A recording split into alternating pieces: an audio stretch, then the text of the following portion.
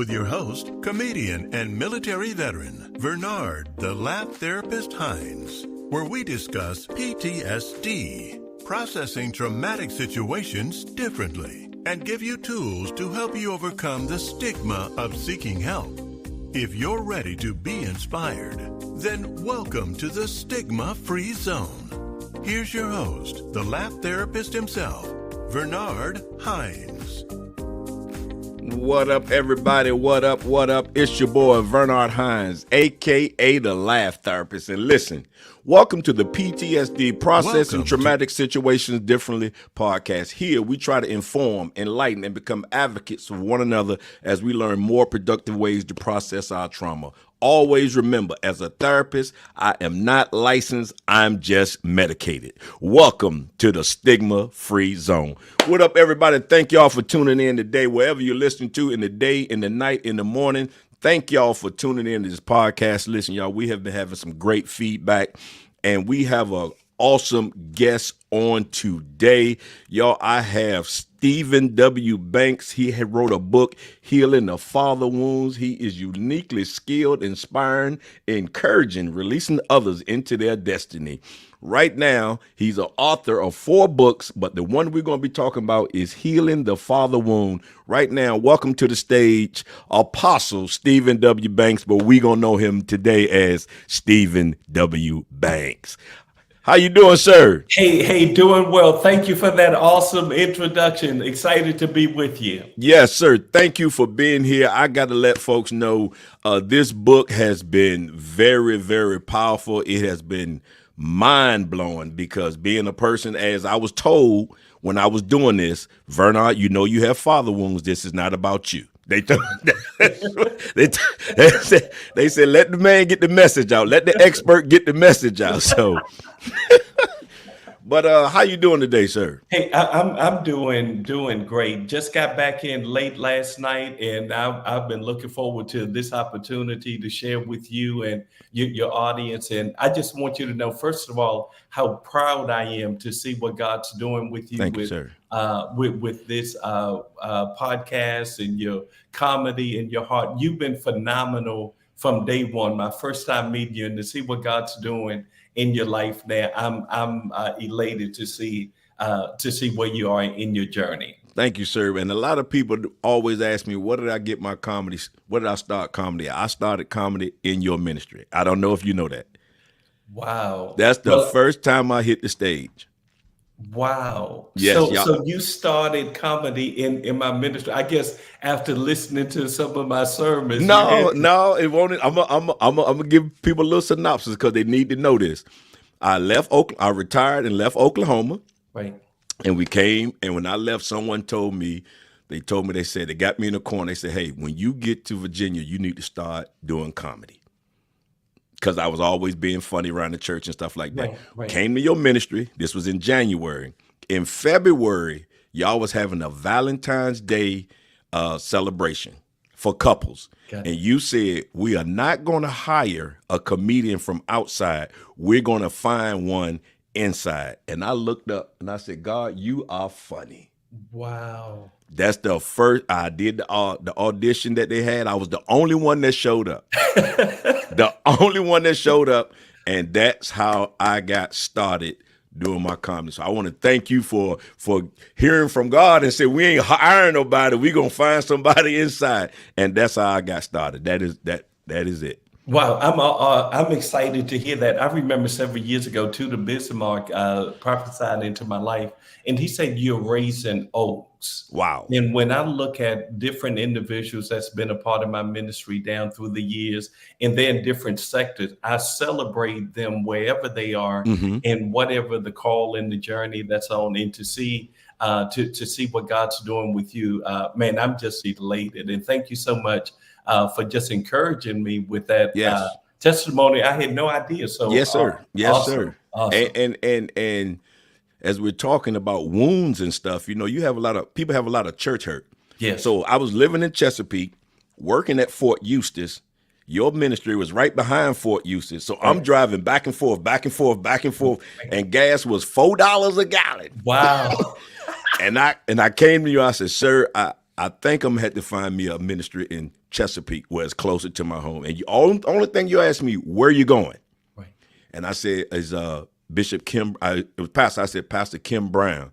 He said, you got my blessing. Yes, you know sir. what I'm saying? You was like, I wanted to make sure you was going to a Bible teaching church. Right. Yeah. I love it. What's amazing about Bishop Kim Brown, him and I, we were classmates in seminary. Correct. And so he's been a major supporter, as well as me supporting his ministry. I knew you would be in good hands. Yes, sir. So it's just awesome to see what's taking place in your life and his life and in the whole ministry, because it's really about the kingdom. It's not building our name and our little clique. Yes. Nobody got time for that. Yes, that was a release right there, because people's, oh, you leaving, where so I want to thank you for that. But we're gonna jump into this book. First of all, what made you write this book? What made me write it? Bernard, I had no idea, and I had never even heard the term father wound in my entire life. I was in a conference in Arkansas, and just speaking to the host pastor, in the midst of the conversation, he dropped the word father wound, and it's like an explosion that went off in my heart. Wow. Where I knew for the first time that this was what I was dealing with in my life. And at that time, I was in my mid-40s. But I never had any idea. And I came back to Virginia. I started seeking the heart of the Lord and studying. I recognized what I've been dealing with in my life was the father wound. And then just sharing my story and not having my father in my life growing up during those formative years, it affected everything. Okay. It affected everything. And so my father and I, we reconnected when I was 16. He's been in my life ever since, and that's been almost 44 or 45 years. And my father and I, we have a great relationship now. But during that time, not having my father, it produced a wound. And the more I researched on it, the more I recognized that this is a traumatic pain. Yes, it is. That we experience when we don't feel the love and the affirmation of fathers in our lives. Wow. And I know people said don't make it about me, but I got to talk about what we're going through, because I'm in the process right now. I never met my father a day in my life. Okay. So I'm in the process now of Ancestry.com trying to find the other side of the family. So this right here is awesome. So wow. What is a father wound? Well, man, you got my heart skipping a beat, even as you're pursuing locating your father, because I believe the assignment that the Lord's given me out of Malachi is the spirit of Elijah, turning the hearts of the fathers to the children, the hearts of the children to their fathers. And sometimes the separation is such a vast separation. Fathers may not want to have anything to do with the children. Children may not want to have, for whatever reason, they may not know who their father is, or the father may not even know he has children, or different things. But one thing I want to encourage you, as well as others, that this is really a work of the Spirit. Yes. That because we all need to have our identity, and we get our identity from our fathers. When we look at the word of the Lord, even Jesus, when he was baptized, heaven opened up, and we hear the Father said, "This is my beloved Son, in whom I'm well pleased." Mm-hmm. That's affirmation. That's identity. But when we don't have fathers speaking in our life, man, we're craving for identity. And that's why, as young boys, we want to be a part of the football team. We want to be a part of the gang. We want to be a part of whatever, because we're looking for a place of belonging that only the Father can speak placement and value and identity in the lives of sons and daughters. And I never had that growing up in my life. And that's what I describe as the father wound. Is the lack of affirmation. Okay. Where our fathers are affirming with words, with action, with deeds into our soul to let us know how special and how unique we are.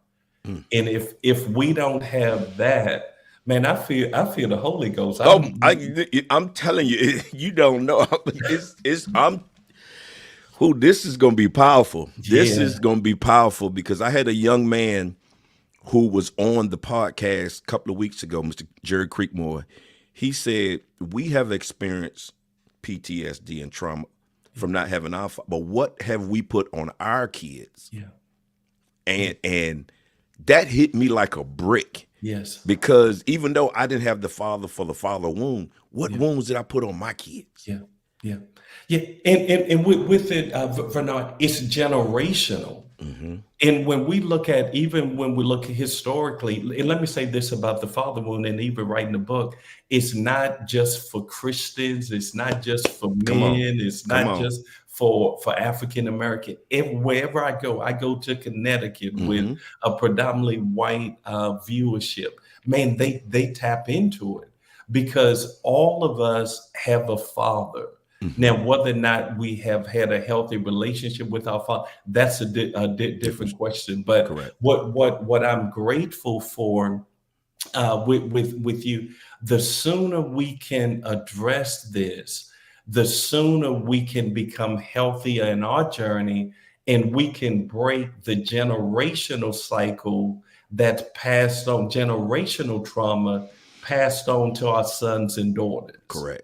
And I think that's one of the ways I define healing is a breakage of the trauma, and it creates new patterns and new mindsets and new beliefs. So we're not operating out of brokenness, Correct. but we understand what we've gone through, and we're doing the work of healing.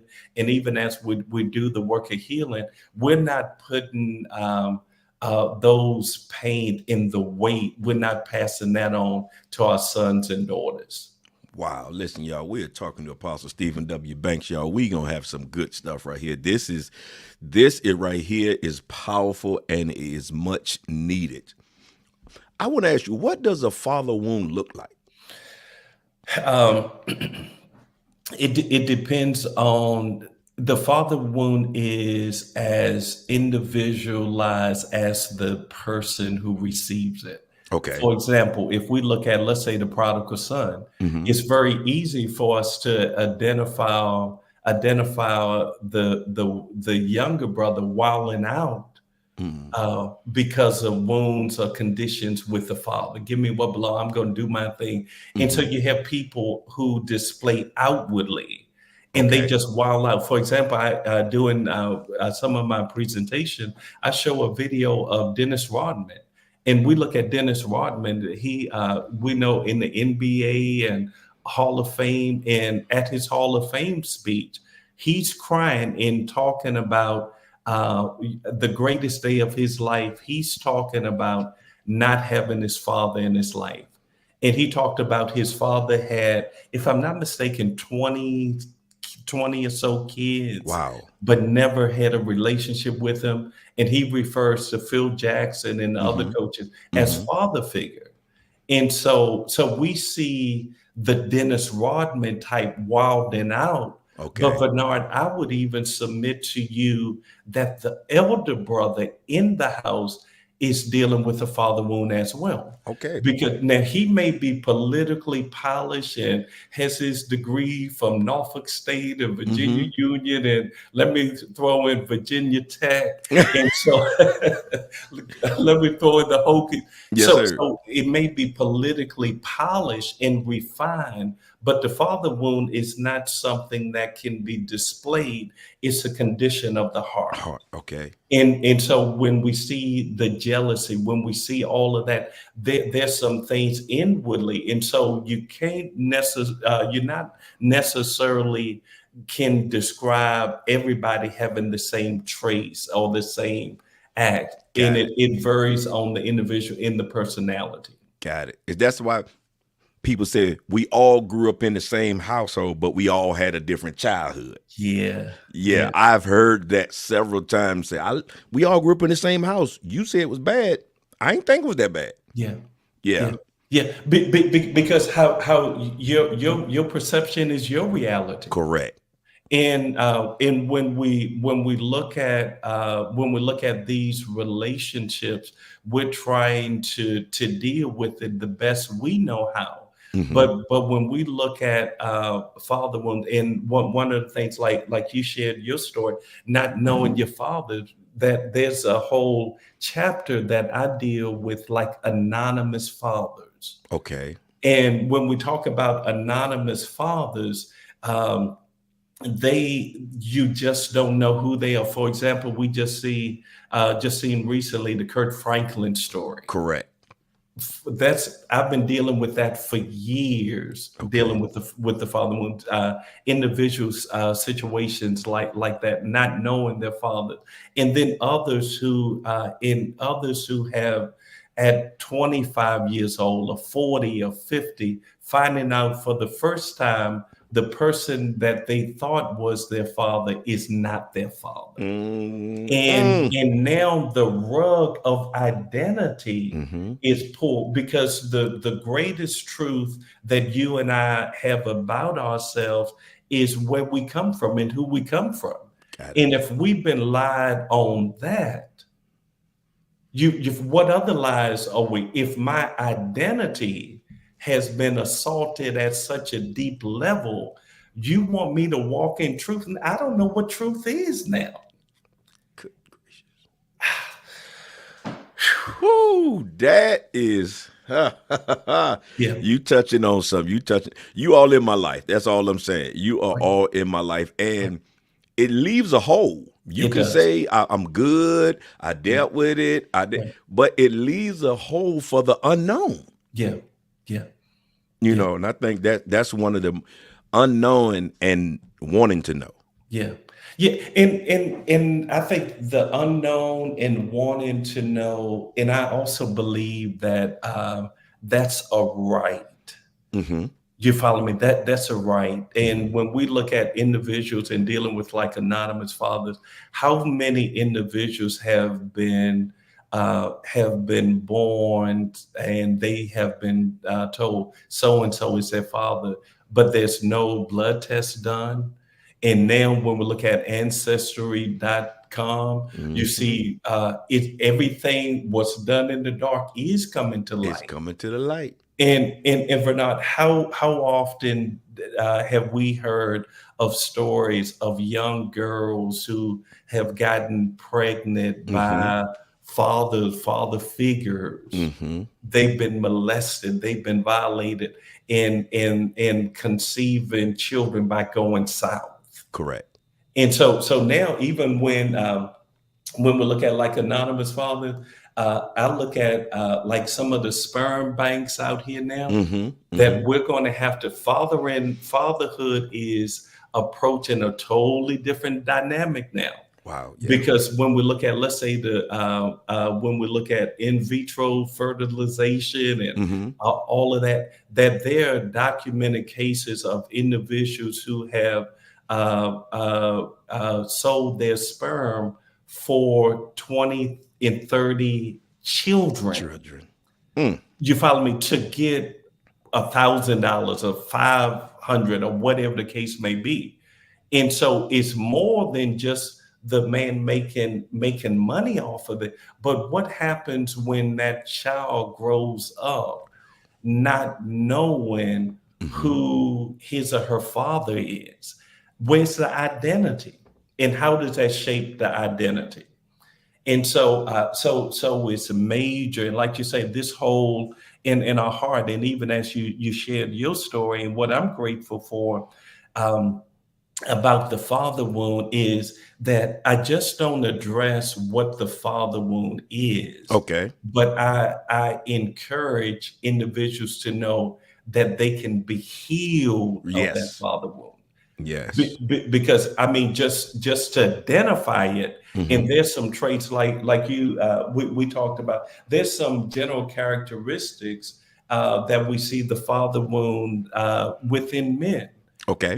Because we look at the father wound not receiving affirmation, and so how many men we talk about the Celtics, or we talk about the Lakers, or the Cowboys, or the Ravens, or whatever. but we can't tell them I'm struggling with depression. Mm. We can't tell somebody I'm suicidal, or I'm struggling with alcohol or some addiction. But we can talk about what size the engine is in the vehicle.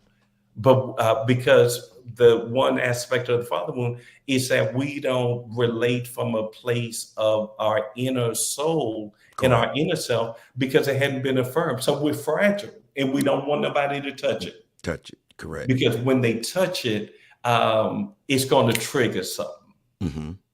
And so we become extremely defensive when we look at some of the traits. And I have some that's lifted up in my book, Healing the Father Wound. And the same thing with women, because we're not just talking about son, we're talking about father-daughter. Correct. And so I'm just grateful that you in this podcast would address such a vulnerable, painful matter, that just like you, is more people dealing with it than just Bernard Hines. Correct. I have always tried to not repeat what was done to me, as far, but I found myself doing that sometimes. Yeah. You know what I'm saying? It's like you go back to what you get good, and then you fall back. Right. You fall back. And I know that military turned me. When I went to Iraq war and I came back, I was a different father before I left. Right. And it was hard trying to get back to that. I was mad that I couldn't be that type of father again. Let me say this, and I want to ask, and I'm not trying to put you on the couch. No, you put me on the couch. I don't care. I want to help someone.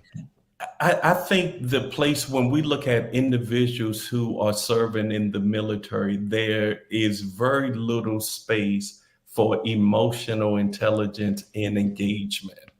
And so you're fighting for your life, you're fighting for the country, you're fighting for all of this. And so you shut down.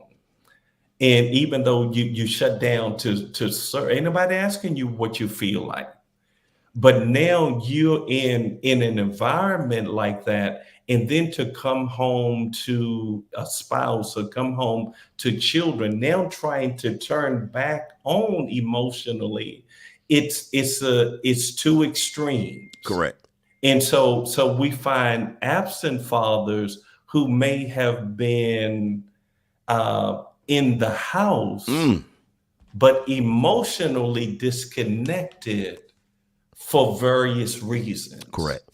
And so what I look at and even address, how do we speak to military fathers? Yes. So that they understand the wiring of serving the military. And we need that. But we have to not only address military fathers, we have to speak to the support system. Correct.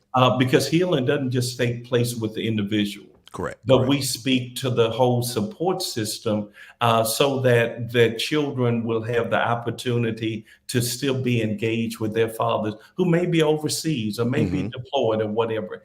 And I think we just have to do better systematically in keeping fathers engaged in the lives of their children. Correct. Because I know a lot of people who grew up and father was a Vietnam vet. Yeah. You know what I'm saying? So they had a lot of trauma through that. Right. So that is good. Listen, y'all, we are talking to Apostle Stephen W. Banks. We, as you see strolling on the bottom, Healing the Father Wound. You can purchase the book. We're going to be talking about some more stuff. But listen, y'all, if you feeling triggered by this, if this is really triggering you, we ask you to step away and regroup and come back, because it does get heavy. It does get heavy. Now, there's a lot of people that just go through life saying, I'm going to say I did when I thought my father wasn't there, or I say, I don't need nobody. Yeah. I don't need no man. I don't need nobody to tell me nothing. So I got hard. Right. You know what I'm saying? And there's a lot of people right now that are mad. Right. How can we reach that person? First of all, I think that anger is legitimate. Okay. In order to heal it, we first have to feel it. We first have to feel it. In when we look at, let's say, children in particular, 7, 8, 10-year old, they may not be able to get verbiage to what they're feeling emotionally, but why are they so much rage is on the inside? Correct. Because even myself, I never even said, with my father not being in my life, going through elementary, going through high school, and all, I never said that I was hurting because my father wasn't there. Mm-hmm. Mm-hmm. Because in so many cultures, it's just expected. Daddy ain't Expected. there. Yes. But that still didn't mitigate the pain that I was feeling in the hurt.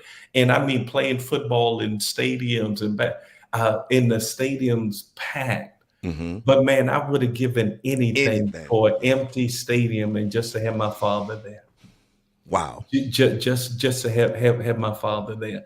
And so I think even when you look at, like you said, the place of anger, the place anger is that which is discharged out.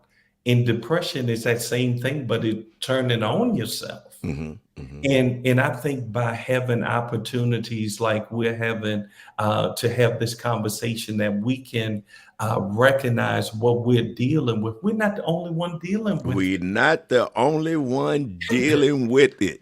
We're not. That is a truth. We're not. But if we can create a safe, non-judgmental environment in space where we can address these matters and we can just peel it back layer by layer. Mm-hmm. And this is in an environment. Even I do like some coaching and even some group coaching with the father wound in different. We have an online module as well as in person, and we just peel back different layers. But we know this, Bernard. Even the vulnerability of my heart, it's opening up the vulnerability in other people's heart. Correct. But at the same time, Stephen W. Banks, no, I'm not a therapist. And so I don't know. It ain't no healing power in me. Correct. To open. Okay, and now let's refer that. We have therapists that we refer to Mm-hmm. Mm-hmm. that's able to deal with the level of trauma, because some people their trauma may not be as severe as others. Correct. And so it takes a whole village to bring healing, healing to us. And so even like with anger, just sitting and having conversations, we understand that this is a byproduct of not being affirmed and being rejected. When we look at women dealing with rejection, Rejection. Mm-hmm. dealing with abandonment, that he left us. I remember I was dealing with a family, and they shared it publicly, and that's one of the only reasons I'm sharing it. Mm-hmm. With this lady, she was in her late 80s, and she was on hospice during that time, and she asked if she could meet with me, and I shared, and so we talked, and she said, "I'm ready to see the Lord, but the only thing that I'm dealing with is unforgiveness with my father. My father divorced my mother when I was a teenager." Wow. And so we're talking 65, 70 years. Mm-hmm.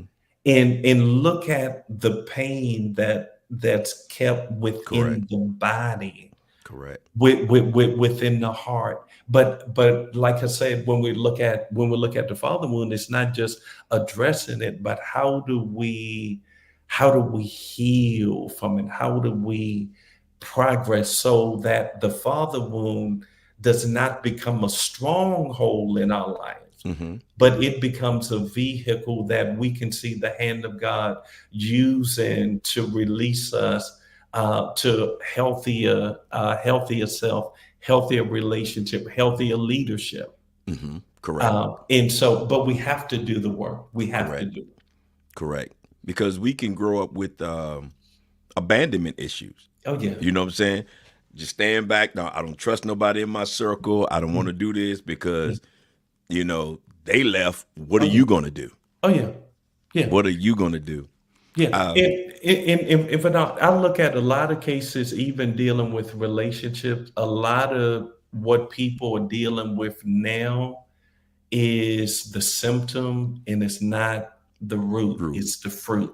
Okay. And some of what's clashing up here may not even be the issue.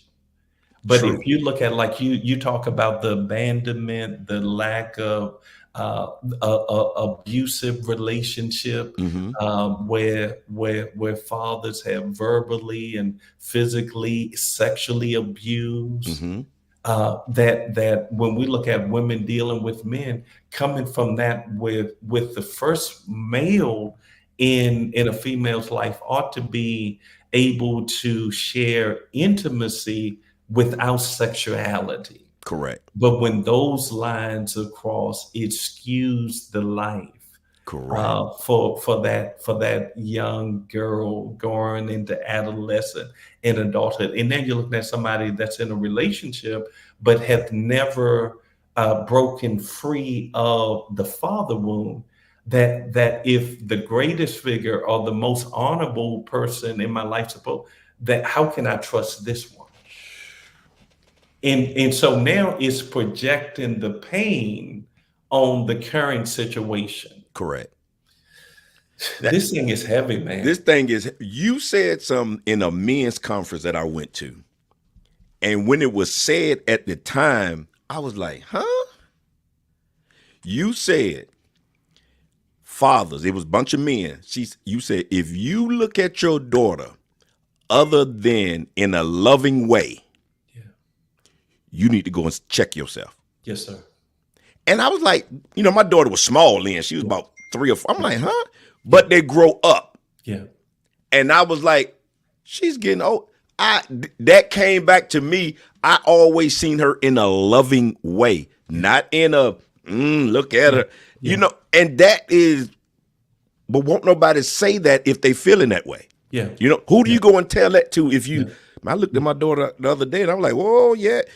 You know what I'm saying? You harbor that. Yeah. But you brought that out years ago. I want to thank you for that because that was powerful. Yeah, and Vernon, because people have thoughts, and if we've been over sexualized, Mm-hmm. and if we've been sexually free in a sexually free environment, where are the boundaries? Correct. And even when we look at how we deal with little girls and going into adolescence, it's some things that you create as a father. You create. You can't expect them to create boundaries. And so, I mean, they're the child. Correct. In the boundaries, in the place of love and respect for them, if you create the boundaries, they're not going to allow anybody else to cross those lines that's been formed because they know that's their safe space. Correct. Yeah. Correct. And listen, y'all, as Pastor Banks been saying, listen, we are not therapists here. What we are doing is just talking about some issues that we have dealt with, and Healing the Father Wound book. Listen, you need to go and get it. Mm-hmm. So let's get into the part now about, so how do we heal from this? How do we heal? We listen to this podcast. Mm-hmm. We listen to this podcast and we see what registers with us. Okay.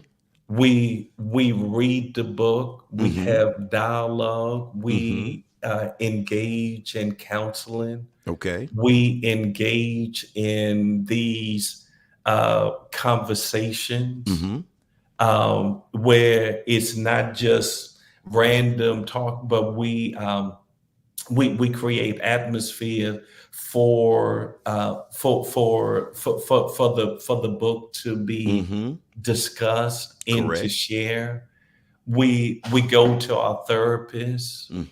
We talk to other brothers from a place of vulnerability. Correct.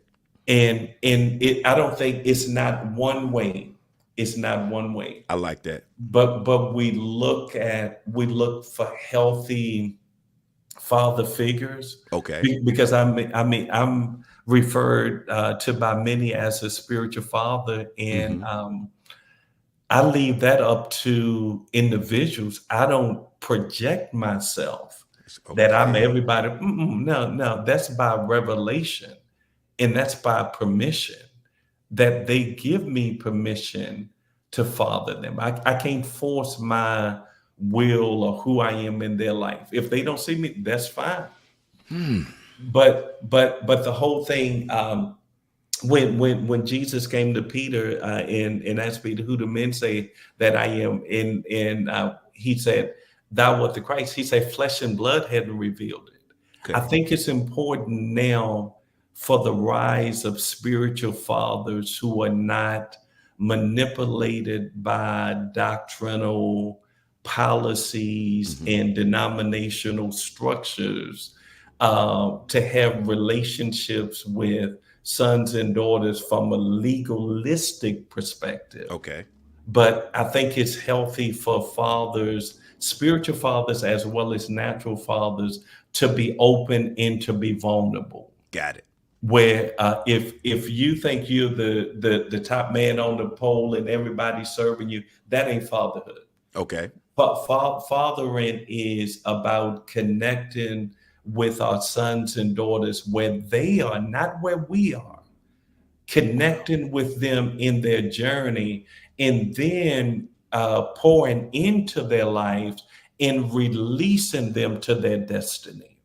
It's not about them coming to your church or your facility or whatever to puff you up, but fathers pour into sons and daughters so that they can do greater and they don't become intimidated by them. And that could be used, as we say, even in the natural life. Yeah, Because as kids become adults and get older, you have to release it. You you have to got release them to go and be what God has called them to be. right, right.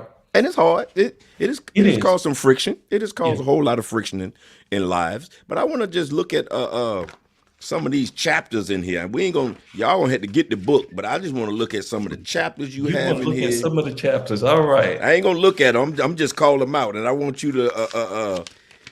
We had the father wound syndrome. Yeah. Okay, but this is. Go ahead. Go ahead. Yeah, now, the father wound syndrome is where I talk about some of the traits of the father wound. Okay. And they're different from men and women. Okay. And so we look at some of the characteristics, like for men being emotionally distant, Yes. Okay. being emotionally distant, being insecure because they have not been affirmed in their soul. And when we talk about PTSD, the name of your podcast, we're talking, these are conditions of the soul. Got it. And we have to work out our soul salvation, the salvation of our soul, by the word. Only the word of God can bring healing to our soul. We can shout and we can pass out and we can roll on the floor, but you still wake up tore up from the floor up. From the floor up. Yeah, because we haven't dealt with our soul and our soulish issues. Wow. Listen, y'all got to get this book. We got The Power of Affirmation. Woo! Yeah. Fathers and daughters. Yeah. Fatherless daughters. Yeah. This is the truth about relationships. Yeah. The truth. Yeah. Sugarcoating stuff, walking on eggshells. Yeah. The truth. Now, when you're a person that doesn't like confrontation, how does that affect you wanting to tell the truth or say your truth? I think once we get back to a place of identity, you know your value. And not only do you know your value, you don't have to defend your value because you're not in court, but you live out your value. Mm-hmm. And there's some things, even like guard my heart, I just don't let any and everybody into my heart.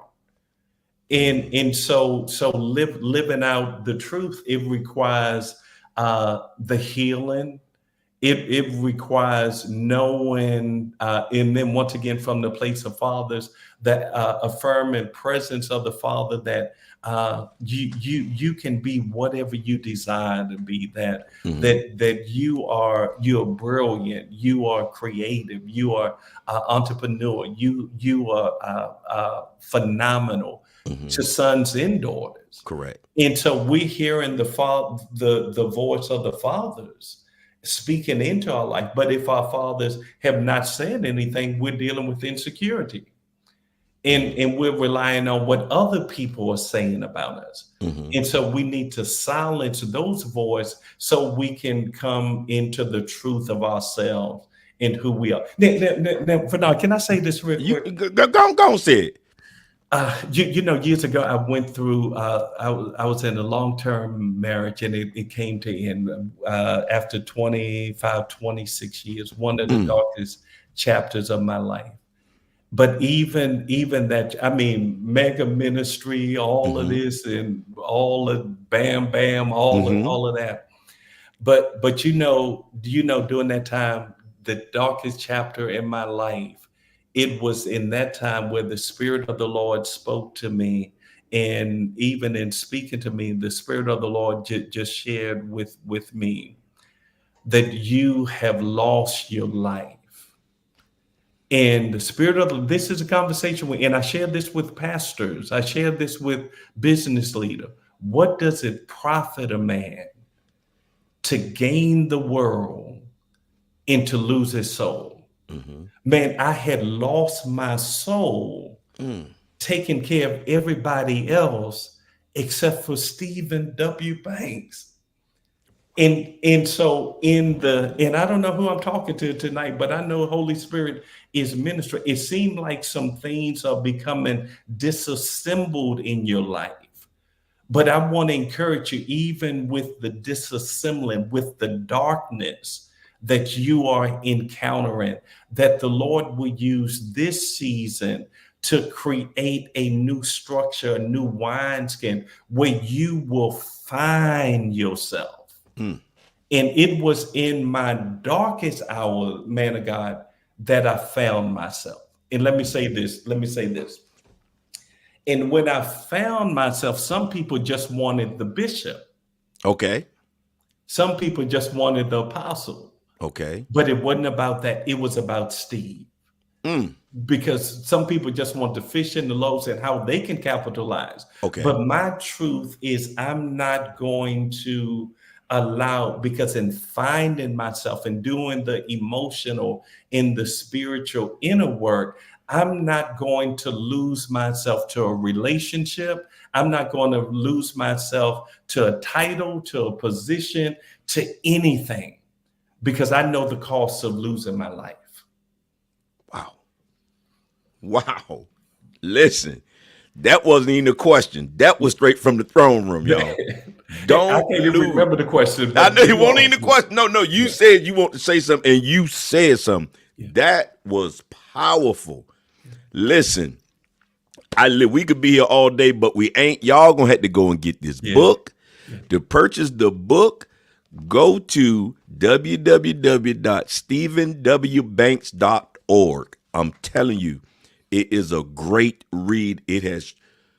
I just started reading it. I knew it's been out there. I'm just tell you straight up. I knew it was out there, but I just started reading it because sometimes, sir, when you get into a period of your life where you think you got it all together, and you think, I'm doing kind of good, and like you said, that darkness come, God to bring back to your remembrance, hey, the man wrote a book for you. So whoever's out there, you think you're in a dark place, you might be, but there's a book. Now, I say I talk to God and a therapist. Yes. So I let folks know you can have both. Yes. You can have God and you can read this book. Yeah. But sir, I just want to thank you. Listen, y'all, he is available. He is available for speaking engagement, counseling sessions. Okay, you can go to SWB at stephenwbanks.org. And sir, what do your counseling sessions or your presentation, what do you bring to that? Well, it depends. Okay. When I do like I do group sessions, I actually have a Facebook group for Oh, healing the father wound for women. Because Bernard, the painful thing is most men, very few men go after healing until they get in a place of desperation. yes, yes, yes. Yeah. Please say that again, sir. Yeah, Please say that again. very few men they don't go for a place of healing until they're in a desperate situation. Good gracious. That And when we talk about healing and therapeutic work and the inner work, that's maintenance. Man, we change the oil on in the car every 3 months, and we mhm. rotate the tires, and we do all of that. But just imagine now, Bernard, what year were you born in, sir? 1968. 1968. Just imagine if you had a 1968 Chevy and you didn't do any work with it. Correct. You follow me? Yes. Look at the rust on the paint. Look at the tires wore out. Look at the engine. And you're much more valuable than that 68 vehicle. Correct. But men, we just think in a posture of surviving. I'm just taking care of the family, providing. Yeah, you're providing, but they need your emotional support. Correct. They need your spiritual presence. They need your vulnerability. They need your example. And so we talk about this in not only in group but also in individual counseling sessions, and even with individual counseling sessions, it's more tailored to what they're dealing with individually. Okay. But when we look at group, we just recently did a 4 week healing the father wound session for women, and we talked about abandonment. We Mhm. talked about fatherless daughters. Mm. We talked about relationship and just different topics because man, I can stay on it all day. I, I it's in you. yeah, it is. Yeah, it is in you. It is in you. But we're gonna listen. If you want to book a speaking engagement or book a counseling session or just a presentation, use the code word the laugh therapist. Now you won't get nothing off. You won't get nothing off. It'll just let me know. It'll just let him know you heard it from this podcast. You ain't getting nothing off. Or just let me know you're getting it from the podcast. But sir, listen, how can people follow you on social media? How can they follow you and stuff like I'm that? on social media on all platforms with my name, Stephen W. Banks, on Instagram, Facebook, TikTok, all of them. All that. I'm on all, and also Bernard, we're excited. I have an amazing team that's developing a curriculum for healing the father wound. Wow. In this curriculum, because we offer services not just to ministries, but we Mm-hmm. do services for city government, for different agencies, for federal agencies, and so with our curriculum, individuals and agencies will be able to purchase the curriculum, and then also we'll look at train the trainer, and where this will Mm-hmm. be a certified program, and individuals who have gone through the healing of father wound certification process, they will be facilitating classes. And so this is not just a message, it's a movement. And I love it. and I'm just grateful for the opportunity that you've given me to No, share that thank you. with your audience. Thank you. Listen, we're gonna do y'all do anything virtual? I know someone's asking that. We do. Okay. And so even if individuals can stay in touch with me on my Facebook page, we shared like different sessions that we have Okay. Okay. available, and then registration for various classes that we have. Come on, y'all. Let's blow this book up. Healing the Father Wound. Sir, thank you for being here. And before I release you, please give a word to someone who is struggling, who's trying to connect, who figure like, I just want to give up. I don't tried it. They Yeah. won't let. How can just give them a word of encouragement? Yeah, you know, I want to say to that person, like I shared where I was years ago. You may be in a dark place, and people look at you, and you may be shining on the outside, but there's darkness on the inside. I want you to know the dark place that you're in is an opportunity for you to really experience the love of God that's not judgmental, the grace of God that's not heavy handed. And regardless of what you've done, maybe you haven't been an ideal father, maybe you, as a son or as a daughter, you're still dealing with it. And this session was kind of hard for you to digest. I get that. I get that. I understand that. But I want to speak over your life that the grace of the Lord is greater than whatever you're going through. That you're not going to throw in the towel. You're not going to quit. You're not going to abandon your responsibilities as a father. But I believe that God's going to use this to re-engage you, because the Spirit of the Lord will just touch you afresh, even as you open up. No, you haven't been perfect. Guess what? I have neither. Bernard had neither. We're far from it. Yeah. But I want you to know that your best days are your healthiest days, and that will only take place when you become intentional in your heart to do the inner work of healing. Don't look at everybody else. Don't take the beam out of other folk eyes.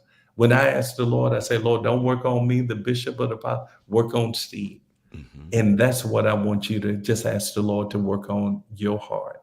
And Bernard, I want to say to you, man of God, uh, how much I love you. Love you You too, you sir. know the love I have for Yes, sir. you, for your brother, for your mother, for your family, and I'm grateful for your family and the place that you all have had in my life down through the years. And I want you to know, man of God, when I wrote this, and actually in the process of writing a follow up to this, I want you to know that God's going to use this as your the story you're about to walk into, that it has redemptive value. That I hear the Lord saying that the enemy has tried to destroy you from the inside out.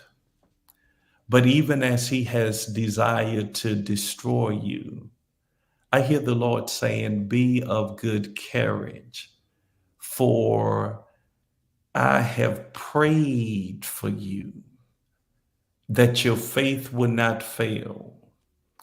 And man of God, when you are converted, when you go through this process, you thought you were awesome before, but I see a new man emerging. I see a man emerging with greater peace, greater resolve, greater vulnerability, greater transparency, because this is not about you. This is about what your Heavenly Father has allowed to happen in your life. So you can take the broken places of not having a father, that you will appreciate your Heavenly Father even that much more.